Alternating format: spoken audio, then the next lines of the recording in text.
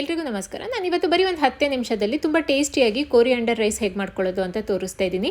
ಬೆಳಗಿನ ಬ್ರೇಕ್ಫಾಸ್ಟ್ ಆಗಿರ್ಬೋದು, ಇಲ್ಲ ಲಂಚ್ ಬಾಕ್ಸಿಗಂತೂ ತುಂಬಾ ಚೆನ್ನಾಗಿರುತ್ತೆ. ಟ್ರೈ ಮಾಡಿ ನೋಡಿ.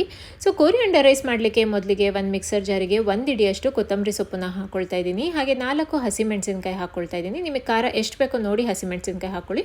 ಒಂದು 4 ರಿಂದ 5 ಬೆಳ್ಳುಳ್ಳಿ ಎಸಳುಗಳು ಮತ್ತು ಸ್ವಲ್ಪ ನೀರನ್ನು ಹಾಕಿ ನುಣ್ಣಗೆ ಪೇಸ್ಟ್ ಮಾಡ್ಕೊಳ್ತೀನಿ.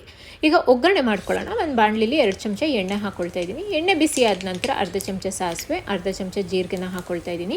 ಹಾಗೆ 1 ಚಮಚ ಶೇಂಗಾ ಬೀಜನ ಹಾಕ್ಕೊಳ್ತಾ ಇದ್ದೀನಿ. ಅರ್ಧ ಚಮಚ ಕಡಲೆಬೇಳೆ, ಅರ್ಧ ಚಮಚ ಉದ್ದಿನ ಬೇಳೆನ ಹಾಕ್ಕೊಳ್ತಾ ಇದ್ದೀನಿ. ಒಂದು 4-5 ಗೋಡಂಬಿನ ಮುರಿದ್ಬಿಟ್ಟು ಹಾಕ್ಕೊಂಡಿದ್ದೀನಿ. ಗೋಡಂಬಿ ಬಂದು ಆಪ್ಷನಲ್ಲೂ ಬೇಕಿದ್ರೆ ಹಾಕ್ಕೊಳ್ಳಿ, ಇಲ್ಲಾಂದರೆ ಸ್ಕಿಪ್ ಮಾಡ್ಬೋದು.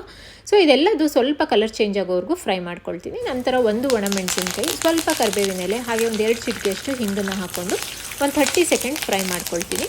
ನಂತರ ರುಬ್ಬಿಟ್ಕೊಂಡಿರೋ ಮಸಾಲನೆಲ್ಲ ಹಾಕ್ಕೊಳ್ತಾ ಇದ್ದೀನಿ. ಹಾಗೆ ಇದಕ್ಕೆ ಒಂದು 1/4 ಚಮಚದಷ್ಟು ಅರಿಶಿನದ ಪುಡಿನ ಹಾಕ್ಕೊಳ್ತಾ ಇದ್ದೀನಿ. ರುಚಿಗೆ ಉಪ್ಪನ್ನ ಹಾಕ್ಕೊಳ್ತಾ ಇದ್ದೀನಿ. ಅನ್ನಕ್ಕೂ ಕೂಡ ಉಪ್ಪನ್ನ ಹಾಕಿ ಮಾಡಿರೋದ್ರಿಂದ ಇಲ್ಲಿ ಸ್ವಲ್ಪ ನೋಡಿಬಿಟ್ಟು ಹಾಕ್ಕೊಳ್ಳಿ.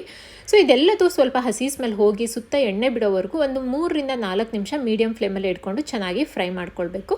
ಇದೆಲ್ಲ ಹಸಿ ವಾಸನೆ ಹೋಗಿದ ನಂತರ ಮುಂಚೆನೇ ಮಾಡಿಟ್ಕೊಂಡಿರೋ ಅನ್ನನ ಹಾಕ್ಕೊಂಡು ಒಂದ್ಸರಿ ಎಲ್ಲದನ್ನು ಚೆನ್ನಾಗಿ ಮಿಕ್ಸ್ ಮಾಡ್ಕೊಳ್ತಾ ಇದ್ದೀನಿ.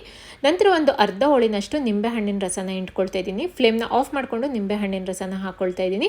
ಈಗ ಮತ್ತೆ ಒಂದ್ಸರಿ ಎಲ್ಲದನ್ನು ಮಿಕ್ಸ್ ಮಾಡಿಕೊಂಡ್ರೆ ಟೇಸ್ಟಿಯಾಗಿರೋ ಸಿಂಪಲ್ ಆಗಿರೋ ಕೋರಿಯಾಂಡರ್ ರೈಸ್ ರೆಡಿಯಾಗಿದೆ. And thank you for watching.